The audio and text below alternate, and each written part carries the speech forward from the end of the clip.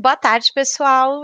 Hoje eu sou a Isabela Suleiman, eu sou analista de fundos imobiliários aqui da Genial, e hoje no nosso programa Que Fundo é Esse? A gente tem o prazer aqui de receber o Paulo Mesquita, ele é o gestor da RISA, gestor do fundo RISA Terrax, que é um fundo voltado para o agronegócio. Tudo bom, Paulo?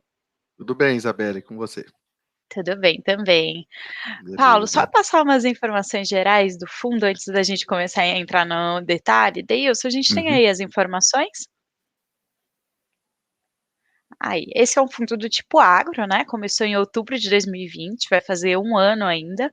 Já tem R$ 1 bilhão, vocês captaram recentemente 600 milhões, né? É, Exato. e o valor de mercado um pouquinho acima está R$ 103 versus uma cota uma cota patrimonial de 93,35. Obrigada, Deilson. Paulo, queria que você contasse para a gente um pouquinho da onde que surgiu a ideia de fazer esse fundo, né? Ele é um fundo com uma tese bem diferente. Da onde surgiu essa ideia? Vamos lá. Eu estou nesse setor já há bastante tempo, né, Isabela? E lá no ano de 2016, a gente teve uma crise climática nesse setor bastante forte, né? Foi uma das últimas quebras de safra mais fortes do Brasil, atingiu bastante em cheio lá o Mato Piba, que era a região que eu mais atuava também. E o pessoal, né, os grandes produtores rurais precisavam fazer o alongamento das dívidas devido a essa situação, né, de quebra de safra, falta de fluxo de caixa. E a maioria desses grandes produtores, o cara tem um patrimônio muito grande, né? São várias propriedades agrícolas, etc. Né, e apesar de ter esse patrimônio muito grande, naquele momento eles tinham um problema de fluxo de caixa e pouca liquidez na terra, porque pensa, se todo mundo daquela região está com problema de fluxo de caixa, possivelmente não haverão muitos compradores, né, na terra naquele momento. E teve um parceiro nosso lá na época que trouxe a ideia, a gente trabalhou ativamente para tentar colocar uma operação dessa de pé no mercado, só que os juros lá na época, né, a mais ou menos 14% ao ano, 13% ao ano, praticamente inviabilizavam qualquer tipo de operação dessa. Mas isso ficou na minha cabeça desde lá de trás. A gente, o tempo foi passando, eu fui criando mais relacionamento com os produtores, entendendo mais do mercado ainda. E aí no ano passado, quando os juros já estavam, né, patamares aí muito baixos no Brasil, isso apareceu como uma grande oportunidade. É um pouco de trazer também, né, esse real estate do campo, né, para os investidores, né, do Brasil. Hoje são poucas as oportunidades de investimento nesse setor, né, especialmente na terra em si. E a gente quis trazer esse produto aí, deu certo, graças a Deus. É um produto que está rodando muito bem, a demanda por parte dos produtores é bastante alto, os investidores também entenderam como funciona, né, o produto, estão se posicionando junto ao fundo. Então, assim, graças a Deus deu tudo certo, mas a história da onde vem é daí, tá? E por que que os produtores eles acabam procurando vocês? Por que que eles procuram vocês e não vão pegar um empréstimo num banco, num BNDES da vida? Porque assim, todo mundo acha, na verdade, que produtor tem acesso a dinheiro barato, infinito, do jeito que quiser, né? Ah, produtor toma lá dinheiro do plano safra 4% ao ano, 5% ao ano, por que que ele vai atrás de você, né? O pessoal esquece, assim, a gente está falando de médios e grandes agricultores, são agricultores que plantam acima de 10 mil, 15 mil hectares de terras, que são os clientes do fundo, os principais clientes do fundo. Então, como é que funciona, na verdade? Esse dinheiro do Plano Safra, do BNDES, ele é super limitado, na verdade, né? Por produtor, o custeio, por exemplo, é limitado a 3 milhões de reais. Né? Enquanto a gente está falando de uma operação agrícola, né, em 15 mil hectares hoje, né, que tem de custo 45 milhões de reais. Né? Então, são operadores que faturam acima de 100 milhões de reais por ano. Então, na verdade, o dinheiro do BNDES e do Plano Safra, ele é direcionado, é para custeio, é para aquisição de um bem, é para alguns projetos específicos, por exemplo, de armazenagem, projetos de melhorias em sede, ou até para projetos de melhoria de solo. mas não tem uma linha específica para comprar uma fazenda ou para refinanciar, né, o capital de giro através de uma fazenda. Ele poderia sim procurar um banco, né, para fazer alongamento de dívida. O banco poderia ir lá pegar uma terra em alienação fiduciária ou hipoteca e fazer o alongamento da dívida do produtor. Só que acontece que o risco para o banco como uma dívida, né, garantia de dívida, né, é um risco razoavelmente elevado.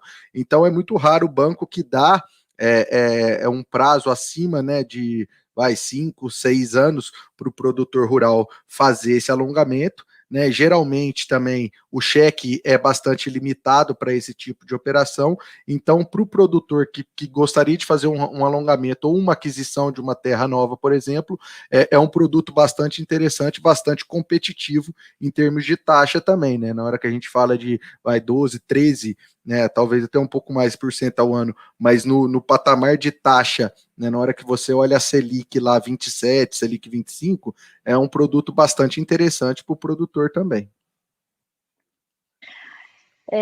Até quero fazer um PS aqui, né?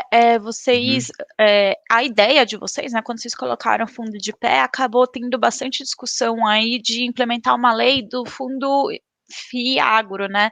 Queria que você explicasse um pouquinho para a gente, vocês ajudaram, teve discussão, Sim. que vocês contribuíram? Não, a gente ajudou assim, a gente discutiu lá com a comissão que estava ajudando o pessoal a implementar, né, o projeto e tudo mais. O projeto tem, ele é bastante parecido com o nosso FII e a parte de aquisição de terras que poderia ser feita através de um FIAGRO, inclusive com algumas melhorias, né, em termos de arrendamento, etc., que são leis que hoje o FII ele tem que obedecer leis bastante vamos dizer, retrógradas, assim, né? Bastante que ficaram no passado, né? Mas é o mundo que vivemos. Mas existiu bastante discussão, sim, mas o Fiagro, na verdade, ele tem um espectro muito mais amplo, né? Eu não acho que ele vai vir para competir com os FIIs de agro. Os FIIs de agro têm uma especificidade bem grande, você já está dentro de um mercado gigantesco, né? Hoje o mercado de FIIs conta com mais de 1 milhão e 100 mil investidores, então assim, esse já é um mercado consolidado, de produtos bastante consolidados. Eu acho que o Fiagro vem com força sim, mas ele vem para outros produtos e não para produtos que vão concorrer diretamente, por exemplo, com o Terrax ou outros fundos que venham a ser criados no mesmo modelo que o nosso. Né? Então, assim, são fundos bastante interessantes, acho que tem um perfil para atrair investidor bastante grande também. Né? Então, assim, é um perfil, eu acho que é um fundo que vai fazer bastante sucesso ao longo do tempo, mas ele ainda precisa, na verdade, né, ele ainda carece de apreciação lá, ele teve alguns vetos, né, o Bolsonaro acabou vetando alguns trechos da lei que precisam ser apreciados pelo Congresso, e que, na verdade, se esses vetos não caírem, é um produto que praticamente nasce morto, tá? Ele não tem viabilidade.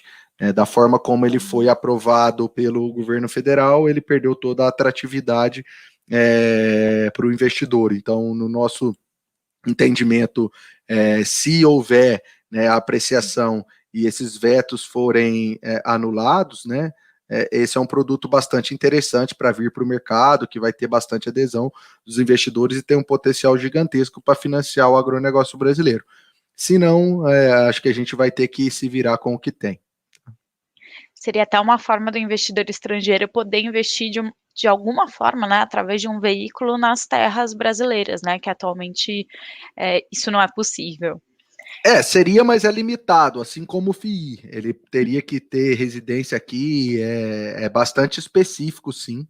Não dá acesso ao investidor estrangeiro às terras diretamente, não tem nada disso. É um veículo e ainda vai ser regulamentado ainda pela CVM ainda, né? Então, mas é uma forma do investidor estrangeiro pôr recurso no agronegócio brasileiro ligado a terras, com certeza. Exato. E falando em terras, queria saber um pouco como que vocês fizeram a estratégia, né? Como que vocês põem essas terras dentro do fundo? Tá. Na verdade, assim, a gente tem três maneiras, né, de alocação. A primeira é o que a gente chama de sale leaseback, né? Então, tem um produtor, ele detém uma quantidade grande de terras, está precisando de um recurso para né, organizar o fluxo de caixa dele, ele vende a terra para o fundo é proprietário das terras, né, então o fundo adquire a terra, arrenda a terra para ele, né, para o vendedor, e dá a opção dele recomprar essa terra ao longo da operação. Então, vamos supor que que sejam 10 anos de arrendamento. Então, o fundo comprou, né, arrenda para ele lá por um percentual X e dá a opção dele recomprar por um valor pré-definido na largada também, né? Então essa é a primeira estratégia. A segunda estratégia é você tem alguém querendo vender e alguém querendo comprar uma terra, por exemplo. Quem quer vender não quer dar prazo e quem quer comprar quer prazo. Então o fundo vai lá, compra a terra, né, e dá a opção desse aí arrenda para aquele cara que gostaria de comprar a terra, dando a opção dele recomprar essa terra ao longo do tempo, né? Então, essa é a segunda opção que a gente chama aqui de buy to lease. E tem uma terceira estratégia, que é a operação de land equity. Nessa a gente compra a renda, seja para o próprio antigo dono, né? Vamos dizer assim, para o próprio vendedor, ou seja, para um terceiro, né? Mas a gente não dá a opção de recompra dessa terra por um preço pré-definido, vamos surfar a valorização desse ativo também. O ideal para o fundo lá na frente, quando o fundo tiver 100% estabilizado, né, a gente não quiser mais crescer o fundo, o ideal é ter 40% do fundo na primeira estratégia, de sale leaseback, 40% na de buy to lease e 20% nessa última estratégia de land equity, tá? Eu não sei se eu tenho que explicar para o pessoal, mas arrendamento é uma forma de aluguel para terras agrárias, né? Então, tá explicado quem não entendeu o que é arrendamento. Exato. Né? Não sei O se todo fundo mundo tem objetivo, né? O fundo tem objetivo de entregar algo em torno de 10% líquido para o cotista ao ano. Esse é o target nosso hoje. Eu vi até uma pergunta que surgiu aqui na tela para a gente, né? E se a Selic voltar a 2 dígitos, qual é a estratégia do fundo, né? Que a gente também, né, conforme os juros vão subindo, a gente vai fazendo as alocações em patamares mais elevados do que a gente está entregando atualmente. Então, os primeiros arrendamentos, o primeiro ano lá, a gente tinha ideia de fazer as operações a 12% ao ano, né, entre recompra e arrendamento. A gente já subiu isso para 13,5 agora, nessa nova captação do fundo. A gente vai subindo, lógico que isso aí tem limite. Uma Selic de 2 dígitos, ela é prejudicial para o fundo, logicamente, mas a gente acha que a gente conseguiria subir até certo ponto, né? Então, talvez até 15% essa operação ainda seja viável de ser feita pelo produtor. Tá? Mas então, na verdade, assim, Selic a 2 dígitos não é bom para o fundo, em termos de comparativamente, mas não é bom para quase nenhum fundo imobiliário, na verdade, né? Porque se você tem uma Selic de 2 dígitos, você vai ter muito fundo entregando rendimentos aí próximos à Selic ou abaixo da Selic, né? Então é uma estratégia de investimentos do próprio setor, né? O setor está um pouco limitado a Selics muito altas, né? Mas a gente ainda tem a estratégia de land equity, que a gente busca uma valorização imobiliária, e geralmente quando você tem uma Selic alta, a valorização imobiliária é maior ainda, porque isso antecede uma inflação. Ela, na verdade, a inflação antecede a Selic alta, né? Então você geralmente tem uma valorização muito, muito grande de ativos reais nesse período, né? Isso vem acontecendo, né? Do ano passado para cá com terras agrícolas também. E a gente também, o fundo vem recebendo ao longo do tempo essa opção de recompra, isso vem entrando no caixa do fundo. E aí a gente vem fazendo alocações nesse nível mais alto. Mas assim, a gente é bem tranquilo com essa situação, assim, a gente acredita que o fundo consegue entregar patamares bastante interessantes de remuneração, mesmo em Selic bem mais alta do que a gente vive atualmente, né? Se a Selic bater 8, 9, a gente acredita que a gente ainda teria uma remuneração bastante atrativa aí para o investidor, tá? Isso. Até a Selic voltando a 2 dígitos, aí a gente favorece muito aquele rentista que investe em renda fixa e não precisa tomar nenhuma decisão, né? Que foi o que foi realidade por muito tempo. Tinha Exato. tanto que pouquíssimas empresas eram de capital aberto, quando a Selic começou a baixar de forma definitiva e de forma sustentável, né? A gente Sim, teve um boom de IPO, de bolsa e tudo, né? Paulo, aproveitando que você exatamente. entrou nesse assunto, eu também, a gente falou de Selic, né? Queria te perguntar da inflação, né? Eu sei que vocês têm aí o arrendamento, né? Ele já tem um valor ali pré-estabelecido. Quando o fazendeiro, né, o dono da terra vai recomprar, ele já tem também o valor ali de quanto ele pagaria de juros, digamos assim, né? De correção Uhum. monetária. E como que vocês se protegeriam aí num cenário de aceleração inflacionária, que é o que a gente está vivendo um pouquinho agora, que inflação está chegando aí a quase 7% no intraano, né? Sim. Vocês têm algum mecanismo de proteção? Sim, na verdade a gente deixou o fundo com a opção de fazer hedge. Aqui, poucos fundos imobiliários têm isso, né, no regulamento, mas a gente deixou porque a gente entende que a gente tem que entregar uma rentabilidade mínima para o cotista. Então, em determinado, se a gente vê uma aceleração muito forte, na verdade, de juros, a gente faria esse travamento. Né? Então, a gente poderia vender, né, juros, porque eu estou comprado hoje numa pré, né, poderia vender e ficar exposto aí, por exemplo, a DI+. Né? A realidade é que, assim, em um cenário, o cenário inflacionário, ele antecede o cenário de juros, né? Então, logicamente, você tem a inflação primeiro, e depois você tem os juros, e talvez os juros dure um tempo, inclusive, bem maior do que a inflação. Então, muitos fundos estão indexados a IPCA, e aí você está indexado à inflação nesses contratos, e muitos fundos estão indexados, por exemplo, a DI. Nosso fundo seria um fundo indexado a DI, se você fosse olhar dessa maneira, né? A gente está na pré, mas no final das contas a gente pode estar na pós também, se a gente fizer esse movimento de hedge. Então, a gente acredita que no médio prazo os fundos indexados a DI rendem mais do que os fundos indexados à inflação, né, num período longo de tempo. Então, mas seria isso, a gente tem possibilidade de fazer hedge aqui, a gente está de olho na curva de juros, a gente acha que ela está num patamar bastante razoável já, tá alto na nossa visão, os juros lá daí 25, 27, mas a gente ainda não fez nenhum movimento não, tá, assim, em termos de hedge. Uhum. Tem essa parte também do Land Equity, tá? Que a gente pode utilizar o poder do dinheiro à vista para comprar terras por um valor um pouco mais baixo e acabar revendendo isso no médio prazo. E aí, médio pode ser um ano, pode ser 6 meses, depende de como tiver o mercado. E a gente ter uma rentabilidade um pouco maior do que as operações normais. E a gente entende também, né, que a maioria dos fundos entrega aí 0,5, 0,6 no máximo de dividendos mensais para o cotista. O cotista que está recebendo 1%, ele tem que entender que parte disso veio ou de inflação ou de DI. Né? Uhum. Ele deveria reaplicar isso, etc. A gente deixa isso a cargo do nosso investidor. Né? Mas nem tudo isso é de aluguel, né? Eu acho que não tem nenhum FII de aluguel puro que não tem indexação, que entrega 1%. Então é mais ou menos isso. Não, são os de papel mesmo, que também É, acelerados, né? exato.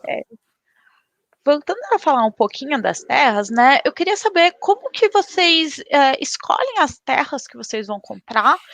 E como que vocês fazem a diligência, né, para ver se não tem nenhum problema ambiental, nenhum problema de cartório, na matrícula, etc. Vamos lá. Eu estou nesse setor há mais ou menos 10 anos, tá, Isabela?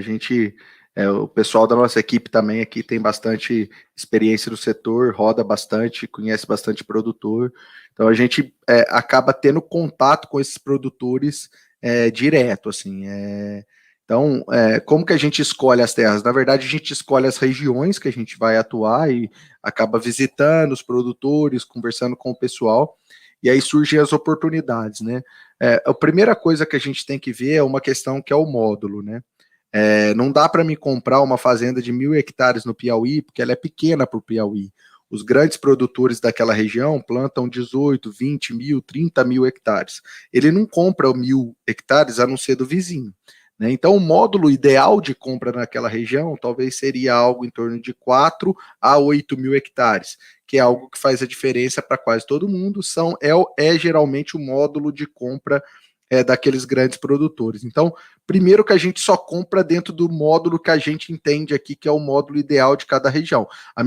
O contrário acontece, por exemplo, em Rio Verde, Goiás, é uma região que é muito valorizada, as terras têm um valor muito alto, as compras são geralmente de 1.000, 2.000 hectares no máximo. Se você quiser vender 5.000 hectares hoje em Rio Verde, vai ter comprador? Vai, só que você vai ter que dar um prazo muito grande, etc. Por quê? Porque a maioria dos produtores lá produz entre 8 e 10 mil hectares, então a média de compra deles é entre 1.500 hectares por ano. Então, primeiro é essa questão do módulo. Em cima desse módulo, a gente faz avaliação, né, com terceiros, etc., mas a gente tem também uma metodologia nossa aqui, de avaliação, que envolve, inclusive, confrontação com negócios que aconteceram de fato.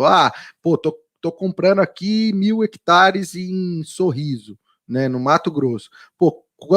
O que de fato aconteceu de negócio que foi concretizado com áreas de 1.000 hectares aqui em Sorriso nos últimos 3 anos. Foi tantas sacas por hectare, o saco valia tanto, e assim você vai confrontando.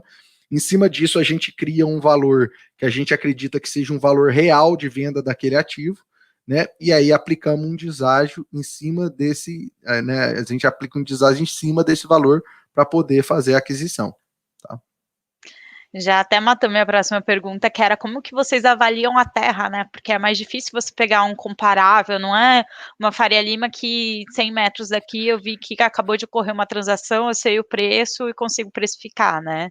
É bem diferente. Inclusive, assim, cada fazenda tem uma característica, né? Você pode estar numa fazenda aqui e falar, porra, daqui 1.000 metros aqui é um fazendão, igualzinho, né? Aí chega lá, o solo é completamente diferente, aquela fazenda tem características de hidrografia diferente, então, assim,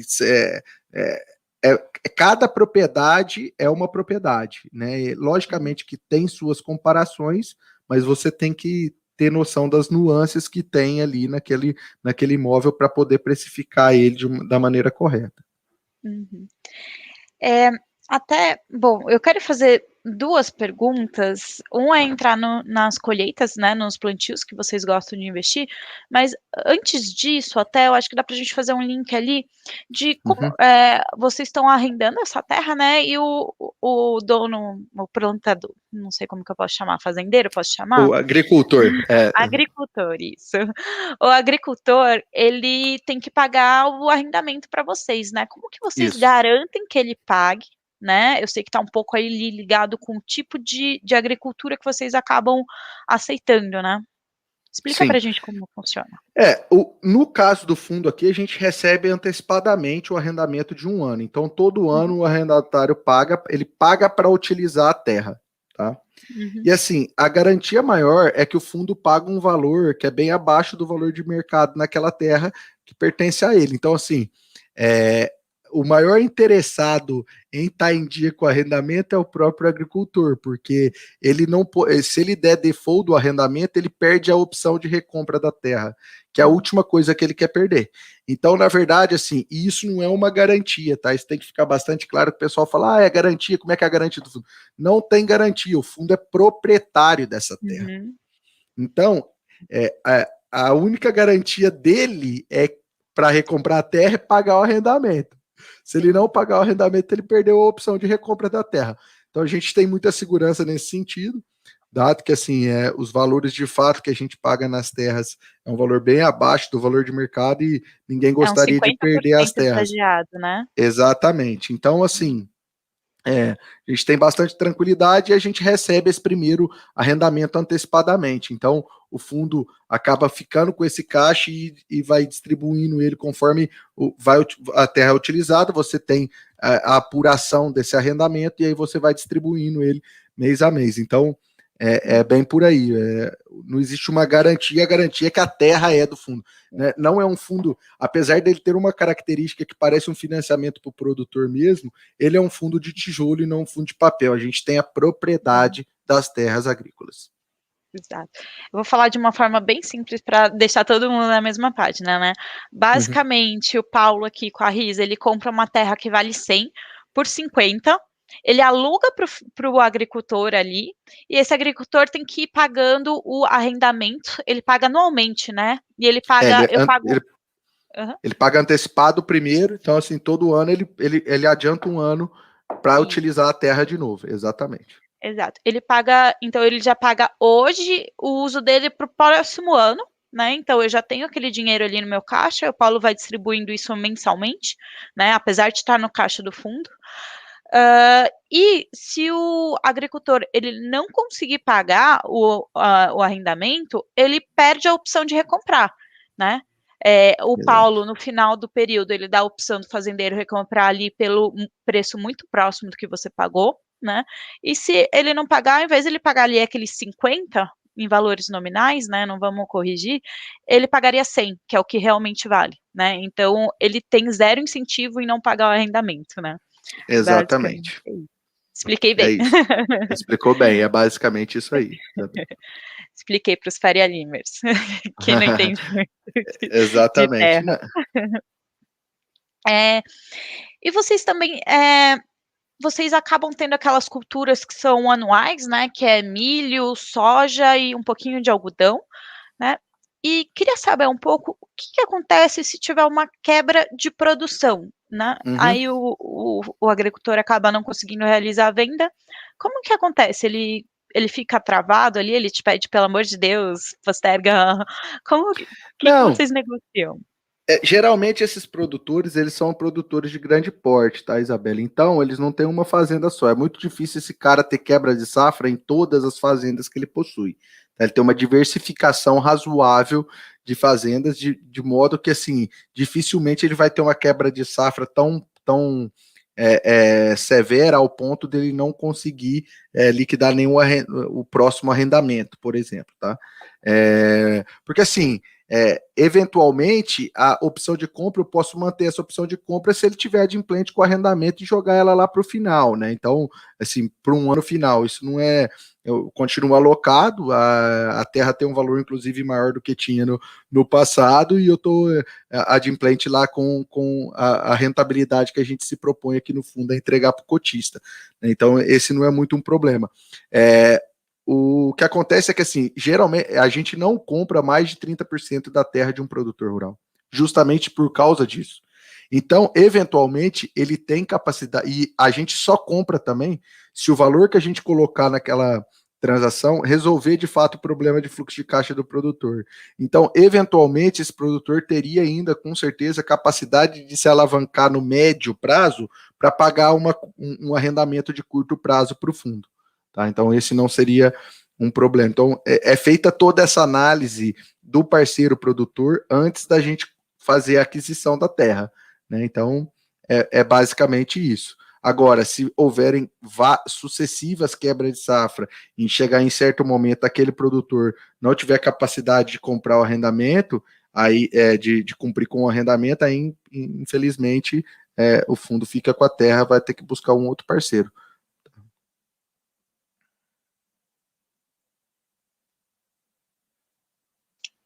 Tava no mudo. Não, tranquilo, desculpa. Não, imagina, foi... acontece. Até chegar uma pergunta aqui, eu queria emendar, como que você garante que a gente tem uma legislação sobre desmatamento muito forte, né? Ela vem se fortalecendo aí nos últimos anos. Eu vou emendar aqui com a pergunta do Osmar, perdão. Quais os critérios que você utiliza para a compra dessas terras, né? E como que você garante que a pessoa o agricultor que está arrendando ali a sua terra, ele não está desmatando? Vamos lá, a gente só compra terras já consolidadas, a gente não compra terra para desmatamento, nada, tá zero. Essa é a política do fundo aqui, de política de investimento do fundo, tá na nossa política de investimento.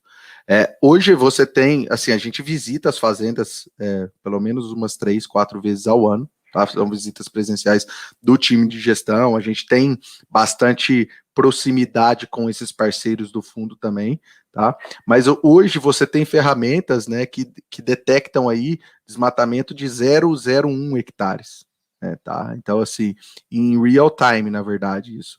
Então, a gente Como que tem isso é aqui. feito?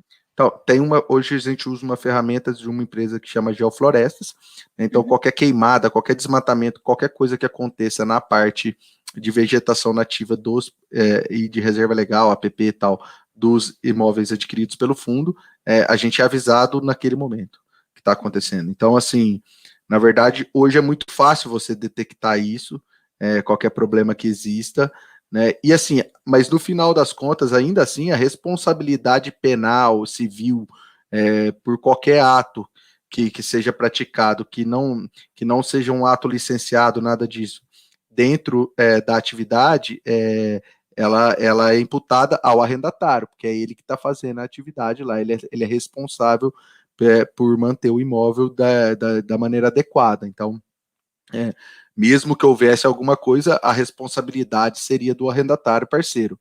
Então, assim, e sendo bem claro, assim, esses caras são caras grandes, são empresários, né? Tem 300 funcionários, 500 funcionários, 1.000 funcionários. Então, assim, são parceiros que cumprem as regras ambientais, trabalhistas, né? E tudo da melhor maneira possível, inclusive com projetos sociais na região, etc. Então, assim, não temos esse medo aqui dentro do fundo, a gente não faz toda uma análise anterior, ver se aquela área foi desmatada legalmente, quando foi, né, se tem licença, né, não tem nenhum tipo de embargo, etc. Então, assim, a gente faz toda essa análise prévia e faz esse monitoramento para que a gente não tenha nenhum tipo de surpresa com relação a essa parte ambiental, social também. É. Todos esses critérios vocês já veem antes de comprar a terra, né? E aí vocês monitoram se está ocorrendo mais algum desmatamento, até para dar uma segurança para vocês, né? Até por isso eles Exatamente. demoram bastante na diligência, né? Na análise ali de toda a documentação das terras, né? O pessoal é bem assim, a maioria das pessoas não tem muita proximidade com o imóvel rural, mas quem tem sabe o quão complexo é você fazer uma compra no setor. A gente tem casos aqui que a gente teve que tirar mais de 400 certidões, porque eram vários proprietários. A gente volta lá no destacamento do Estado, né, daquela matrícula para verificar se é uma matrícula legítima, se não teve nenhum tipo de grilagem, mudança de deslocamento no mapa daquela área, etc. A gente verifica dos proprietários e antecessores, né, se tem algum tipo de impedimento, se algum processo fiscal, trabalhista, civil, pode bater naquela compra futuramente. Então, assim, é feita toda uma análise, ela é bem completa e complexa, assim, e a gente tem assessores jurídicos que nos ajudam a fazer isso, a gente tem uma parte interna aqui também, e então, assim, é uma análise bem completa que é feita antes da gente fazer essa aquisição. Tá? Assim você garante que você não está comprando ali um elefante branco, né? Digamos Nem assim. um gato por lebre, né? Nem um gato lebre, exatamente. Exatamente. Assim, é bem complexo isso, assim, muita gente acha que, pô, é fácil, né, vamos comprar ali igual você compra uma laje corporativa, né, pô, a laje corporativa teve todo um processo, assim, de aprovação da prefeitura, tudo, você não vai ter um cara falando que aquele terreno era dele, porque, pô, assim, né, isso é bem difícil de acontecer. Agora, em terras agrícolas, isso é bastante comum, a gente está há muito tempo no setor, então a gente tem bastante noção das regiões que são problemáticas com relação à documentação, né, com relação à originalidade das matrículas, né, quem são as pessoas ali sérias daquela região, né, quem são os picaretas das outras regiões. Então, assim, a gente se precavém muito com isso, a gente deixa passar muita operação aqui, na verdade, que parece boa, mas a gente sabe que não é, né? Então, Até por isso a gente acha que tem muito espaço aí para muita gente vir para o setor, mas o cuidado tem que ser imenso, porque na verdade, assim, é, é, a chance de você ter um problema, se você não tem um conhecimento muito profundo e uma diligência muito profunda, não só dos ativos, como dos parceiros, ela é razoável, tá?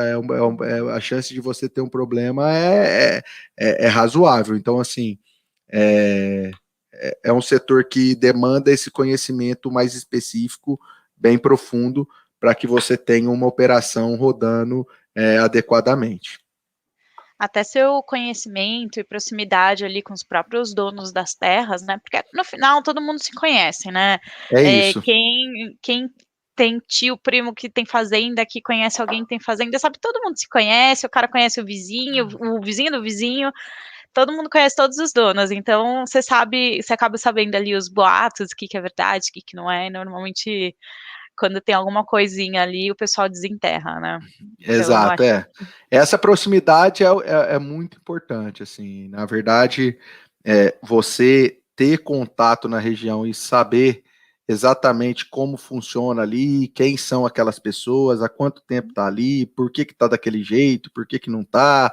Então, assim, essa proximidade é muito importante, a gente preza muito por isso, né, pela informação do setor, e o agro, ele é gigante, mas ele é pequeno. Ele é gigante em termos de resultado, de PIB, não sei o quê. Mas nesse setor de grandes produtores rurais, quase todo mundo se conhece, tá? Assim, então é fácil você ter informação e checar as informações também. Paulo, eu vou fazer algumas perguntas aqui que estão chegando. Vamos lá.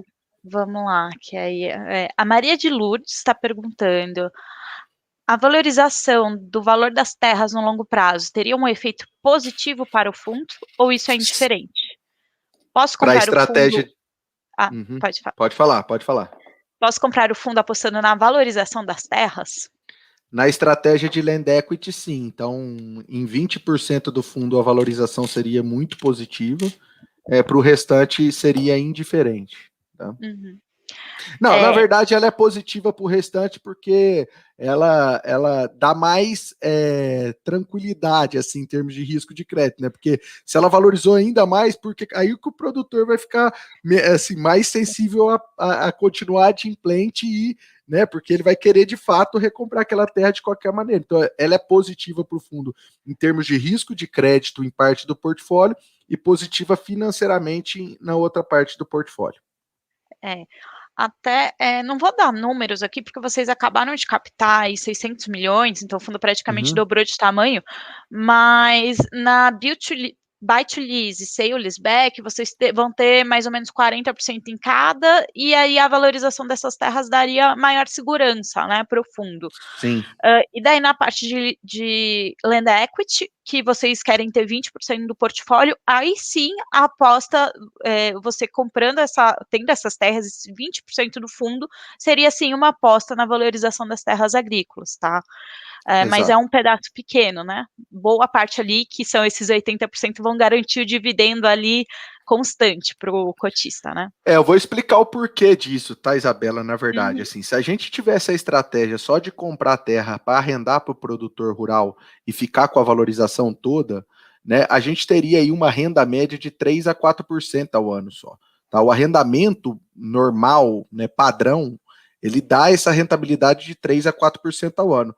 E a valorização imobiliária teria que cumprir com todo o resto. Então, qual é o racional final da gente não surfar a valorização em todo o portfólio? Né, se a gente quer entregar 10% líquido para o cotista, mais ou menos 6% está vindo dessa entrega. Eu entreguei a valorização de parte do portfólio para o nosso parceiro e ele está me pagando lá, né, 7% ao ano líquido para o cotista, eu estou falando, a mais do que se ele fosse simplesmente arrendar a terra justamente para ter o direito de comprar aquela terra por aquele valor. Então,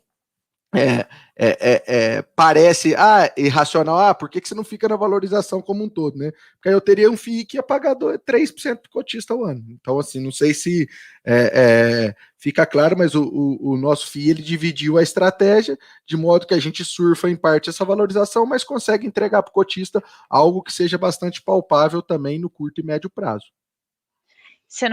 E você também não fica tão dependente de vender aquela terra para fazer ganho de capital para ir poder distribuir, né? Porque às vezes você vai acabar ficando enforcado ali, o cotista de um lado apertando para receber mais dividendo e não está no momento de você vender a terra, você vai vender muito barato. Então, essa estratégia dá mais fôlego para vocês, né? Vocês conseguem controlar Exatamente. melhor. É isso aí. Tá. Tem uma pergunta aqui do Mikael. Vocês pretendem ter fazendas com controle de produção da RISA ou apenas aluguéis? Como assim? Eu não entendi. Você pode repetir? Vocês pretendem ter controle de produção nas fazendas de da produção. RISA? Isso. Não vamos produzir nada. A RISA não quer ser operadora agrícola. Ser operador agrícola demanda uma expertise diferente, demanda time, demanda competências que a gente delega aos nossos parceiros produtores. A gente tem expertise em gestão financeira, tem expertise em saber como é que funciona a operação, como é a terra, etc. Mas quase todo mundo que foi para a operação acabou, de certa maneira, tendo problemas. São poucas as empresas que conseguem fazer esses dois mundos. Não queremos ir para a operação. Podemos ir, tá? Assim, em um caso extremo, vamos supor que eu tenho uma terra, eu tenho default de arrendamento ou algo assim, o produtor vai sair daquela terra e eu não consiga arrendar aquela terra para um terceiro. Eu poderia operá-la, eu posso contratar um terceiro para operar em meu nome. Isso está no regulamento e tudo mais. Mas não temos a pretensão de fazer. A nossa ideia é delegar isso para o produtor rural, tá? Não queremos operar. É mais fácil a gente olhar para o agricultor e saber se ele consegue pagar ali meu aluguel do que olhar para a planta, para o milho ali e saber se ele está precisando de mineral, de água, de sol, de sei lá o quê, né? Demanda uma expertise, demanda uma expertise, demanda time, demanda uma outra estrutura que não é a que o Terrax possui hoje. E você acaba incorrendo também em risco trabalhista, outros tipos de risco que acaba não fazendo sentido para o cotista, né? Exatamente. E uma pergunta aqui, vou fazer a última pergunta do Rafael, e é uma pergunta até que eu vou complementar. Ele está perguntando quantos inquilinos, né, quantos agricultores o fundo tem hoje, e eu queria saber também quantas terras para ter. Vamos falar da parte que já está alocada, só para eu ter uma ideia de ticket médio, porque vocês ainda estão com um pouquinho de dinheiro em caixa, né? Mas vamos pensar no fundo com deixa eu fazer a conta aqui, vocês estão com 1 milhão, era 500 milhões antes. 500 mas não vai milhões mudar, tá? O perfil deve continuar nesse que a gente vai falar após a alocação, só vai mudar o número, né? Lógico, de cotistas, de inquilinos, etc. Inquilino e agricultor. Então, hoje o fundo detém 9 propriedades, 9 propriedades fazendas, tá? Matrículas são 27. Né? São 24 mil hectares produtivos de terras, são mais de 30 mil hectares total. Tá? O fundo, hoje, na verdade, o ticket médio nosso é em torno de 60 milhões de reais. Então, são fazendas com um valor médio de 60 milhões de reais. A maior que tem no fundo hoje, ela custou 120 milhões e a menor custou 24 milhões. Tá? Então, a gente tem isso fica muito claro no roadshow, etc. A gente tem uma capacidade de alocação rápida. A gente pretende alocar esse caixa do fundo numa velocidade bem rápida, assim como fizemos na primeira alocação, na primeira captação. Tá? A estratégia não deve mudar muito da estratégia que iniciou. E a gente deve chegar à próxima 20 agricultores parceiros do fundo quando essa alocação tiver finalizada. Então, mais ou menos essa é a. Então, o ticket médio deve ficar bem parecido. Isso. A gente aqui, só para explicar para o pessoal, a gente ainda está falando do fundo com 500 milhões, porque eu pressionei bastante o Paulo, eu falei para ele que quando saísse anúncio de encerramento ele ia falar comigo, E ele não tem mais nenhuma informação para passar para a gente, então ele não pode divulgar nenhuma compra, que se já rolou ou não, porque ainda não tem fato relevante, tá? Então, por isso que essas informações que o Paulo passou é considerando o fundo antes da emissão, tá? E aí, quando Uhum. soltarem fatos relevantes, eu chamo o Paulo aqui para falar com a gente de novo.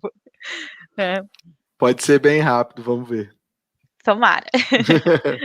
A primeira alocação vocês fizeram em uns 2 Foi meses? 60 dias É. para finalizar a alocação mesmo. Aí, 60 dias que a gente está falando é de transferência das matrículas para o fundo, né? Em termos de contrato, etc., foi inclusive bastante bem mais rápido. Então, assim, a gente pretende ter uma alocação em termos de tempo bem parecida para essa segunda tranche de captação também do fundo, né? Então, não deve demorar muito mais que isso. A gente quer que não demore mais que isso e vai trabalhar para isso, né? Sim, exato. Bom, Paulo, eu já tinha te falado, né, que muito provavelmente a gente ia passar da meia hora, porque eu tinha muitas perguntas. É um Não, bom fundo que eu demais. acho super interessante, né, uma tese super diferente, até fiquei bastante no seu pé para a gente conseguir falar, porque eu queria Não, foi muito bom te demais. entender aqui. E queria te agradecer muito pelo seu tempo e quero te chamar de novo aqui para vir fazer um programa novamente daqui a uns meses, quando terminar a alocação, para a gente poder falar como que está o fundo hoje e falar aí com um pouco mais de detalhes, até porque a tese é super diferente. Aí tenho certeza que vocês vão conseguir muito mais cotistas agora que o fundo cresceu bastante, né? Não, legal demais. Obrigado pelo convite, Isabela. Estamos à disposição. Assim que a gente terminar essa alocação, a gente faz outra e dá mais detalhes para o pessoal também. Sim, e aí a gente pode apertar bastante o Paulo, que aí não vai ter mais Fechado. segredo. Combinado. Muito obrigada, Paulo. Obrigada, pessoal. E até a Obrigado a você. próxima. Valeu, Isabela. Tchau.